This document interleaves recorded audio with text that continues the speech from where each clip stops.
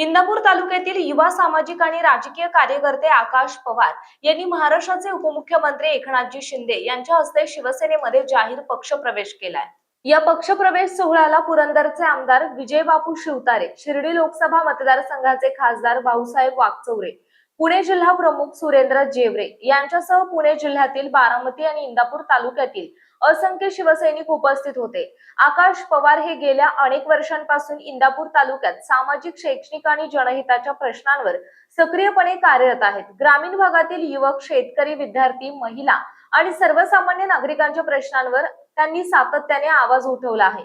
विविध सामाजिक उपक्रम, शेतकरी प्रश्न, रक्तदान शिबिरे, वृक्षारोपण, शैक्षणिक मार्गदर्शन, बेरोजगार युवकांसाठी प्रयत्न आणि जनसंपर्काच्या माध्यमातून त्यांनी तालुक्यात स्वतंत्र ओळख निर्माण केली।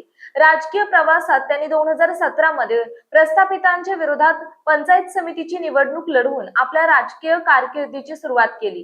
त्यानंतर 2024च्या इंदापूर विधानसभा निवडणुकीत हर्षवर्धन पाटील, दत्तात्रय भरणे आणि प्रवीण माने यांच्यासारख्या प्रमुख उमेदवारांविरुद्ध निवडणूक लढवत चौथ्या क्रमांकाची मते मिळवली।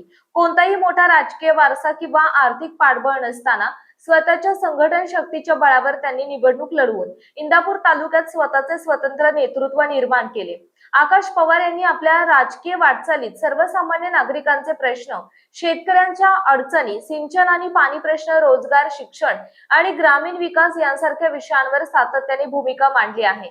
येणाऱ्या काळात शिवसेनेच्या माध्यमातून इंदापूर तालुक्यातील विकासाला गती देणे, शेतकरी आणि युवकांच्या प्रश्नांसाठी लढा उभारणे तसेच सामान्य जनतेच्या हक्कांसाठी प्रभावीपणे काम करणे हा आपला निर्धार असल्याचे त्यांनी पक्षप्रवेशानंतर सांगितलं। या पक्षप्रवेशामुळे इंदापूर तालुक्यातील राजकीय समीकरणांमध्ये नव्या चर्चांना सुरुवात झाली असून शिवसेनेच्या संघटनात्मक विस्ताराला यामुळे बळ मिळेल अशी प्रतिक्रिया उपस्थित कार्यकर्त्यांनी व्यक्त केली। आगामी स्थानिक स्वराज्य संस्था आणि विधानसभा निवडणुकांच्या पार्श्वभूमीवर आकाश पवार यांच्या पक्षप्रवेशाकडे इंदापूर तालुक्यात विशेष लक्ष लागले आहे।